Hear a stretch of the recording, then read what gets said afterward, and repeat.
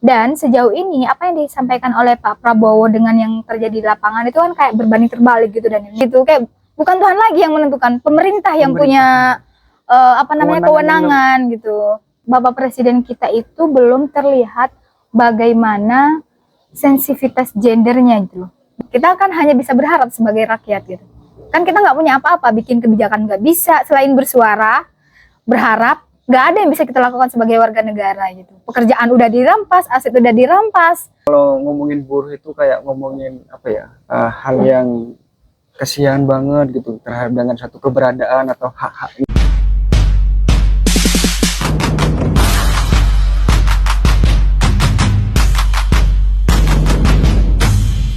Nah, kemungkinan dari pengangkatan pahlawan ini dari kaum buruh khususnya Marsina itu gimana terkait apakah itu hanya suatu pencitraannya saja atau ada suatu tujuan lain gitu dari pidato tersebut? Oh, oke. Terkait Marsina, disclaimer dulu, barangkali teman-teman korban ghosting ini nggak tahu Marsina itu siapa gitu ya, Daniel. Bisa dibaca dulu ya. Oke, Marsina itu adalah salah satu buruh atau buat recommended gitu. Ya, oh ya, rekomendasi buku gitu ya. Oke, teman-teman perlu tahu bahwa di Hari Buruh itu bukan sekedar perayaan, Daniel, tapi itu adalah bentuk perjalanan dan perjuangan panjang bahwa negara kita belum memberikan keadilan bagi para buruh gitu. Salah satu tokoh perempuan, buruh perempuan yang selalu digaungkan oleh para aktivis atau gerakan-gerakan masyarakat sipil, dia adalah Marsina. Marsina itu adalah buruh perempuan yang dibunuh bekerja di salah satu pabrik di Sidoarjo, Jawa Timur, di pabrik arloji. Teman-teman bisa cari tahu lebih lanjut tentang Marsina, dan dia tuh dibunuh oleh pihak perusahaan. Kita nggak tahu siapa yang membunuh karena sampai saat ini belum ketahuan gitu. Tapi dia mati dalam keadaan tidak wajar, meninggal dalam keadaan tidak wajar, kemudian lebam, luka, bisa jadi juga diperkosa gitu. Karena kan perempuan itu sebelum dibunuh, kerentanan diperkosa itu sangat besar gitu. Makanya dalam kasus-kasus pembunuhan terhadap perempuan, bisa jadi dia dibunuh, diperkosa sebelum dibunuh gitu, Daniel. Nah, pada salah satu pidato Prabowo, Bapak Prabowo menyebut bahwa Marsina akan dijadikan sebagai pahlawan nasional. Kita sebagai masyarakat sipil akan bertanya-tanya nih, kenapa, apa alasan Pak Prabowo untuk menjadikan Marsina sebagai sebagai pahlawan gitu. Sekalipun kita berbahagia gitu, kayak perjuangan kita dilihat nih oleh presiden kita. Tapi tunggu dulu, Daniel, jangan-jangan menjadikan Marsina sebagai pahlawan nasional salah satunya adalah dengan menjadikan Soeharto sebagai pahlawan nasional. Pahlawan, menantunya gitu. Iya, mertuanya gitu loh. Oh iya, mertuanya gitu. Kan aneh ya, mesti kayak menantunya Prabowo. Iya, menantunya ini Prabowo, Daniel, mertuanya Bapak Soeharto, Bapak Presiden tercinta kita yang waktu itu kan kita belum lahir tuh. Tapi kan kekacauan itu terjadi gitu loh. Berkat adanya Pak Soeharto gitu. Dengan kekerasan HAM yang dilakukan oleh Pak Soeharto, menjadikan dia sebagai pahlawan nasional itu adalah hal yang gak make sense banget gitu. Dan melukai kepahlawanan itu sendiri, melukai makna pahlawan itu sendiri. Dan ya, apa jasanya itu Pak Soeharto pada waktu itu? Jelas dong, jasanya adalah memimpin negara ini gitu. Itu jelas jasanya. Tapi yang menjadi suatu kalau dilihat ya, kan kalau diangkat menjadi suatu pahlawan itu kan ada suatu jasa tertentu gitu kan. Iya, karena banyak kekacauan terjadi pada waktu itu. Barangkali itu jasanya yang dilihat gitu. Dan tapi mungkin ya, tapi maksudnya adalah jangan-jangan kita bereuforia dengan dijadikannya Marsina sebagai pahlawan nasional, tapi di balik itu presiden akan menjadikan Bapak Soeharto sebagai pahlawan juga. Sampai itu kalau Pak Marsina diangkat sebagai pahlawan itu kan seharusnya dari pihak kemarin yang hadir diangkatlah juga gitu kan pahlawan yang memerangi HAM gitu kan. Oh iya benar-benar. Itu gimana ya, misal kalau mau jadi pahlawan dari, kan itu kan pelanggaran HAM juga Marsina itu kan. Iya. Kan banyak juga terkait dengan suatu pelanggaran HAM sekaligus buruh. Nah, itu bagaimana nantinya misal ada seseorang menanyakan itu kepada Prabowo? Gimana ya, kita hanya bisa menunggu ya Daniel ya, harapan-harapan untuk memberikan ruang husnuzon atau berbaik sangka kepada Presiden terkait janji-janji yang sudah diberikan atau disampaikan pada peringatan Hari Buruh gitu. Ini Kak, perlukah nanti kan seorang Marsinah ini menjadi suatu apa namanya ya, papan jelas itu Kak, terkait apa namanya, kepahlawanan ini bisa merubah terkait dengan suatu kesejahteraannya buruh gitu kan. Karena berbanggalah dari kaum buruh ada suatu pahlawan nasional dari kaum buruh tersendiri gitu. Perlu diketahui bahwa kasus Marsinah ini kan dia bukan hanya dibunuh sebegitunya, maksudnya tanpa ada alasan gitu. Marsinah ini adalah sosok perempuan yang bersuara berkenaan dengan bagaimana pemberian upah yang layak terhadap para buruh gitu. Bayangin ya Daniel, para buruh itu bekerja 14 sampai 16 jam. Kemudian bisa jadi upah yang dibayarkan itu enggak sampai 500.000 dalam sebulan, bayangin saja gitu. Sehingga suara-suara yang diberikan atau disampaikan oleh Marsinah itu tuh menjadi salah satu penyakit dalam artian bagi para perusahaan barangkali nggak mau ada sosok yang kritis semacam Marsinah ini untuk ada di publik ini atau ada di dunia ini gitu. Sehingga para buruh yang mau menyuarakan suaranya, kalau misalkan dia sendiri, dia nggak akan mau nasibnya seperti Marsinah gitu. Tapi kan Marsinah adalah sosok yang berani gitu. Menjadikan menjadikan Marsinah sebagai pahlawan adalah bagian dari memberikan appreciate kepada perjuangan yang dia sudah torehkan gitu loh. Bahkan dia mengorbankan nyawanya loh untuk bersuara terkait dengan keadilan atau upah yang layak bagi para buruh. Sekalipun sampai hari ini pemerintah kita belum memberikan keadilan yang atau kehidupan yang layak bagi para buruh gitu. Kayak gitu. Sejauh ini kita kalau ngomongin buruh itu kayak ngomongin apa ya, hal yang kasihan banget gitu terhadap dengan satu keberadaan atau hak-haknya gitu. Iya, karena kita buruh kan kita harus kasihan sama diri kita sendiri Daniel. Dari buruh tersebut yang berbahagia gitu Kak. Selain dari apa ya, memperingati hari May Day itu, Hari Buruh Internasional. Semisal kemungkinan dari apa ya, majikannya memberikan suatu kebahagiaan terhadap buruh, itu kan ada gak seperti yang kayak gitu Kak, untuk memberikan suatu kebahagiaan gitu Kak.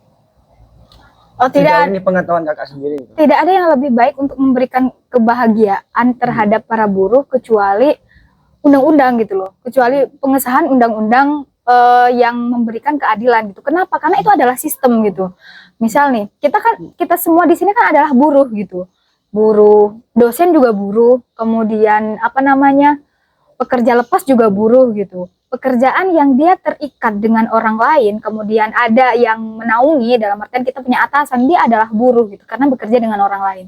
Jadi kita semua itu adalah buruh dan kita bisa bergabung dengan serikat buruh gitu.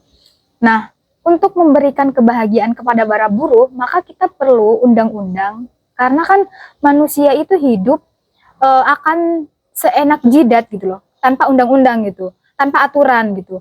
Oh, kita aja di jalan meskipun ada aturan lampu merah, lampu hijau aja kita akan terabas, apalagi kalau nggak ada lampu itu gitu. Nah, manusia itu kan seyogyanya adalah pembangkang gitu. Maka kalau misalkan nggak ada aturan, dia akan tetap membangkang. Ada aturan aja membangkang, apalagi nggak ada aturan. Gak ada aturan, malah takutnya lebih bias lagi gitu ya. Iya, kayak apa bedanya dengan hewan ya nggak sih? Kita aja adalah manusia itu adalah hewan yang berpikir gitu. Sama-sama hewan tapi berpikir gitu. Makanya adanya undang-undang ini sebagai bagian dari inti dari kehidupan yang kita lakukan gitu. Termasuk juga memberikan kebahagiaan para buruh untuk pertama bisa mendapatkan upah yang layak. Kemudian jam kerjanya harus ditentukan. Kemudian tidak mendapatkan kekerasan, sekalipun dia mendapatkan kekerasan, dia itu mendapatkan keadilan gitu loh. Kemudian tidak rentan mengalami berbagai ancaman dan intimidasi lain gitu. Karena kita memerlukan keamanan, kemudian perlindungan, kemudian yang itu tuh hanya didapatkan oleh dari undang-undang. Dari undang-undang tersebut ya. Kayak gitu. Bisa dikatakan juga Hari Buruh tersebut pada minggu kemarin itu menjadi suatu momentum buruh untuk menyampaikan suatu aspirasinya ya. Karena di sana itu langsung dihadiri oleh Bapak Presiden gitu kan. Betul banget gitu. Selain dari janji-janji tersebut, itu kan masih banyak lagi menuai terkait dengan apa namanya yang dituntut atau yang disampaikan aspirasi dari para yang datang di sana gitu kan. Salah satunya ini juga ada RUU perampasan aset. Itu kan panjangnya sama juga kayak RUU PRT juga gitu kan. Menjadi suatu apa ya? Dari tahun ke tahun menjadi suatu polemik-polemik terus gitu kan. Tapi belum apa ya? Belum Disahkan ya. disahkan terkait RUU tersebut gitu kan. Sama juga kayak tadi undang-undang RUU PPRT itu kan dari lamanya 20 tahun. RUU perampasan aset kan sama juga seperti halnya itu. Iya, kayaknya aku perlu singgung lagi deh tadi. Undang-undang yang sifatnya memberikan kemaslahatan itu tuh kayak nggak ada harga dirinya gitu loh kepada pemerintah gitu. Ini kemaslahatan buat siapa dulu? Buat rakyat gitu loh. Kemaslahatan buat rakyat itu kayak melarat gitu ya. Kayak susah banget gitu. Kayak tapi di satu sisi Daniel, gimana mau mengesahkan undang-undang perampasan aset? Wong negara aja adalah aktor yang merampas aset gitu loh. Ya nggak sih? Ya, iya nggak sih Daniel? Apa aku butuh validasi dari kamu? Ibaratkan rumah ada maling gitu kan. Tapi yang dimalingin rumahnya sendiri. Gitu. Iya, kayak gitu Itu loh. gimana cara nangkap malingnya? Nah kan bingung gitu. Jadi kayak ada beberapa undang-undang yang perjalanannya panjang, bahkan 20 tahun dan dari nol lagi gitu, seperti UU PPRT ini dan UU perampasan aset, RUU perampasan aset tuh yang sama sekali kayak nggak ada harga dirinya di depan pemerintah, dan kita tuh terus mendorong katanya harus damai gitu, tapi yang damai-damai itu nggak mempan gitu loh kepada pemerintah gitu, Daniel. Tapi pada waktu itu yang disampaikan oleh Presiden kita Prabowo itu penyampainya menggelegar gitu kan. Hei koruptor balikin gitu kan. Aset negara gitu kan. Kalau nggak dibalikin tak kejar sampai keluar gitu kan. Nah itu kan salah satu menyinggung terkait dengan suatu RUU perampasan aset juga. Iya, tapi kan ketika disahkan sudah jadi presiden, justru Pak Presiden bilangnya kasihan anaknya gitu. Kayak aneh gitu loh, ya nggak sih Daniel? Tapi ini ya kemarin bilangnya A gitu kan. Sekarang besok B gitu. Ini kesannya seperti apa? Masa seorang pemimpin gitu kan? Ini tendensi kita sendiri ya, tendensiku sendiri seperti ini kan. Kalau seorang pemimpin seperti itu kayak inilah dalam artian kayak seperti orang tua tadi gitu kan. Dibilangin yang benar, malah dia yang paling benar katanya gitu. Oke, karena barangkali kita belum berpengalaman hidup gitu, waktunya belum panjang gitu. Ngerti nggak maksudnya? Oh iya. Nah, tapi kita selalu berprasangka baik bahwa apa yang dijanjikan oleh Bapak Presiden ketika peringatan May Day itu bisa dilaksanakan sesuai dengan pada waktu itu gitu. Kita kan hanya bisa berharap sebagai rakyat gitu. Kan kita nggak punya apa-apa, bikin kebijakan nggak bisa, selain bersuara, berharap. Nggak ada yang bisa kita lakukan sebagai warga negara gitu. Pekerjaan udah dirampas, aset udah dirampas, kemudian apa namanya, apalagi yang perlu dirampas oleh negara kepada harapan kita. Masyarakat juga dirampas nih. Oh enggak gitu Daniel. Kita tetap punya harapan gitu. Sekalipun kalau itu semuanya dirampas ya salah satunya harapannya juga dirampas oleh pemerintah ini. Ya kita tuh nggak punya apa-apa selain berisik dan berharap kepada pemerintah gitu. Ini yang menjadi suatu apa ya lamanya pembahasan RUU dari tadi itu kan. Apakah seperti kayak tadi RUU PPRT, RUU perampasan aset itu sama berangkat dari karena kalau untuk suatu kemaslahatan khususnya kepada masyarakat itu agak susah gitu kan. Ini ada nggak dari Kakak Iva sendiri dalam artian dari para pemangku kebijakan di sana itu mempercepat terkait dengan suatu RUU tersebut itu bagaimana?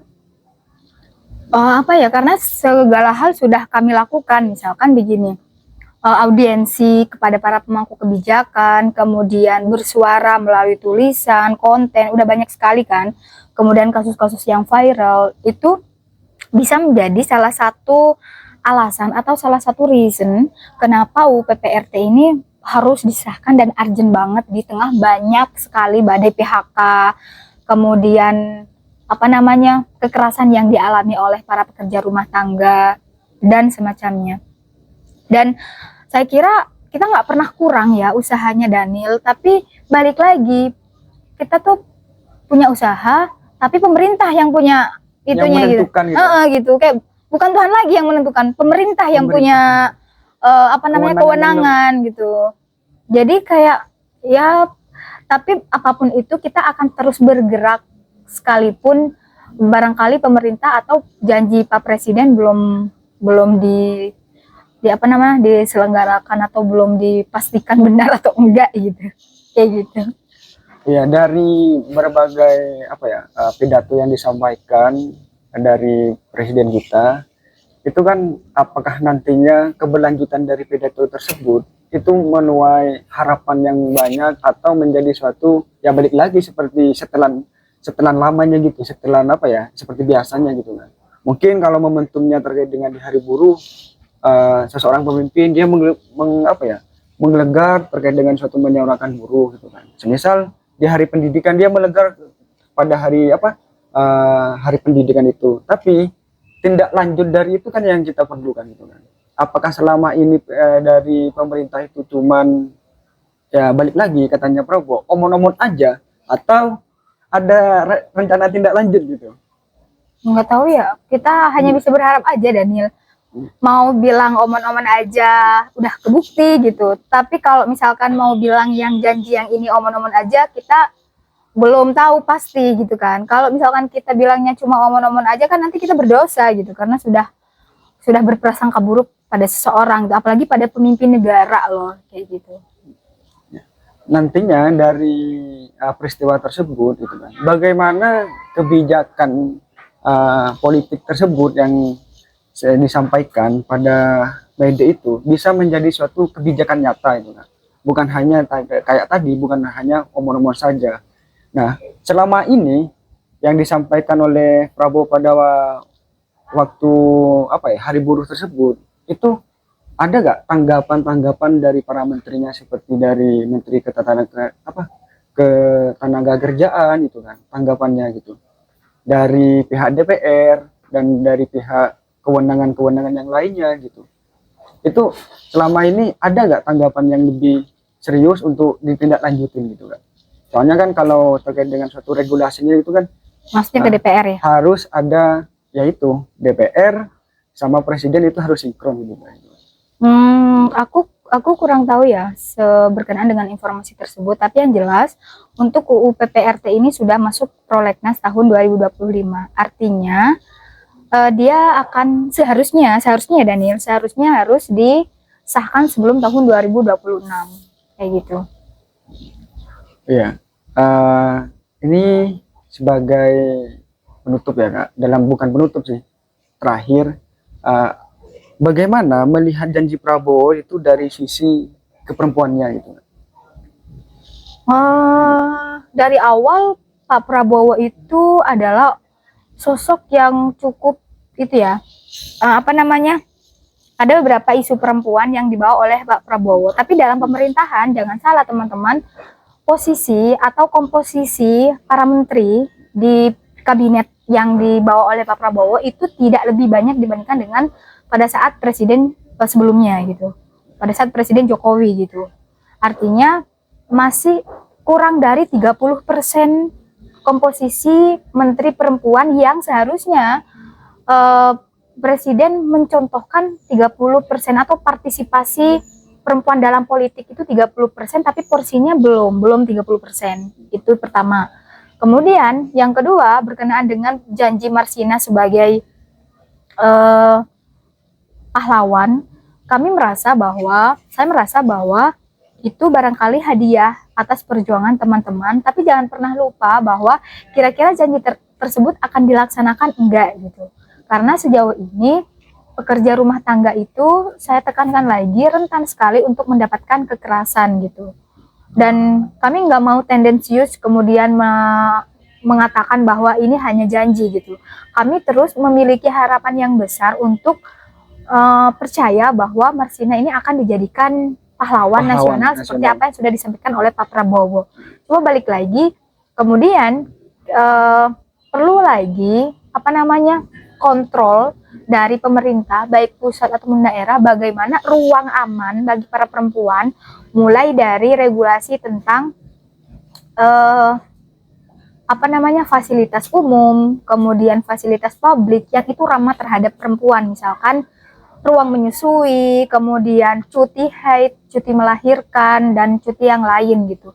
Sehingga para perempuan yang tinggal di negara ini tuh nggak merasa nggak merasa terancam gitu dengan berbagai kasus kekerasan yang rentan sekali dialami oleh perempuan. Apalagi tiap tahun itu datanya selalu meningkat. Itu masih data ya, belum di lapangan gitu. Dan ada banyak orang yang tidak atau memilih tidak speak up karena ya itu tadi, masyarakat masih menganggap bahwa korban itu kadang kayak pakaiannya gimana, kemudian perilakunya seperti apa dan semacamnya. Kalau melihat dari sisi perempuannya itu kan, kalau presiden kita itu kan sebenarnya belum punya ibu negara gitu kan. Itu kan bagaimana nanti dia melihat suatu sisi keperempuannya kan. Selama ini dari tindakan-tindakan tersebut atau polemik-polemik tersebut, padahal dia yang buat suatu polemik, seakan-akan dia menjadi pahlawannya gitu kan. Untuk ini ada suatu peristiwa ini, nanti dia datang jadi seorang pahlawan untuk menyelesaikan masalah tersebut gitu. Itu bagaimana tanggapan dari Kak Iva sendiri? Ya emang begitu gitu loh. Memang begitu orangnya gitu. Apa memang begitu sosok gaya kepemimpinannya gitu? Enggak. Sejauh ini kan kita adalah kelompok yang menengah ke atas tuh bukan kelompok yang memiliki kesempatan untuk belajar. Kelompok yang memiliki kesempatan memiliki privilege untuk berpikir gitu loh. Tapi bukan kemudian saya menegasikan orang lain itu tidak berpikir, enggak. Tapi akses informasi, baik membaca undang-undang, kebijakan, dan semacamnya itu tidak semua orang punya gitu. Dan sejauh ini apa yang disampaikan oleh Pak Prabowo dengan yang terjadi di lapangan itu kan kayak berbanding terbalik gitu. Dan misal nih, adanya PHK besar-besaran nih. Yang disalahkan siapa ya? Pemerintah gitu loh. Kemudian pemerintah memberikan janji untuk membuka lapangan pekerjaan gitu. Jadi kayak dia yang bikin masalah, tapi dia yang datang sebagai pahlawan gitu. Kemudian misal nih persoalan apa lagi ya Daniel? Persoalan apa lagi ya? Persoalan korupsi itu juga. Persoalan korupsi misal nih. Bapak Presiden bilang bahwa akan mempidanakan sebesar-besarnya atau seadil-adilnya bagi para koruptor gitu. Tiba-tiba kemudian ketika sudah jadi presiden bilang bahwa kasihan keluarganya gitu. Itu kayak gitu loh. Terus kami ini nggak kasihan Pak gitu. Nah pada waktu buruh dia berbeda lagi. Tuh pernyataan yang disampaikan oleh Bapak Presiden. Dan lagi-lagi selain berisik apa yang bisa kita lakukan gitu. Selain berharap apa yang bisa kita sampaikan. Toh kita nggak punya wewenang untuk mengesahkan aturan gitu. Ya, mungkin terakhir dari Kak Iva sendiri sebagai pembicara itu ada suatu pesan dan kesan terhadap Presiden Prabowo itu kan sebagai dari suara perempuan atau dari menyampaikan terkait dengan suatu aspirasinya gitu. Sejauh ini Bapak Presiden kita itu belum terlihat bagaimana sensitivitas gendernya gitu loh. Dalam artian misal nih, komposisi menteri perempuan dalam kabinet sekarang itu tidak lebih banyak dibandingkan dengan sebelumnya gitu. Dalam artian aturan tentang 30% keterwakilan perempuan dalam politik itu belum dilaksanakan oleh pemerintah. Kemudian masih jauh gitu loh. Nah, selain itu, sekalipun keterwakilan perempuan di DPR itu sudah meningkat dari tahun ke tahun, tapi kita bisa lihat bagaimana kebijakan yang ramah gender atau ramah terhadap perempuan itu udah berjalan enggak gitu. Pemerintah kita punya sensitivitas nggak sih terhadap itu gitu. Pada kenyataannya belum gitu. Kita sebagai masyarakat sipil, bagian dari aktivis, perlu untuk menyuarakan keresahan yang dialami oleh para perempuan, misalnya dalam konteks pekerja rumah tangga. Karena 92% pekerja rumah tangga di Indonesia itu adalah perempuan gitu loh. Bayangin, itu nggak separuh-separuh gitu loh. 92%. Itu 92%. Itu otomatis kan kayak semuanya gitu loh. Kayak semua pekerja rumah tangga itu adalah perempuan gitu. Sehingga keresahan yang dialami oleh perempuan itu kan kadang dirasakan oleh para perempuan gitu. Sehingga gerakan-gerakan untuk terus mengesahkan atau terus mendorong pemerintah mengesahkan UU PPRT ini sangat besar sekali gitu. Meskipun perjuangannya udah 20 tahun lamanya kayak gitu. Bahkan 2025 balik ke nol lagi gitu. Jangan sampai nggak disahkan gitu. Kayak gitu Daniel. Terima kasih atas waktunya Kak Iva. Sampai kita berjumpa di lain waktu. Ayo kita ngadep ke sana. See you korban ghosting. See you, Sampai berjumpa di guys. lain waktu.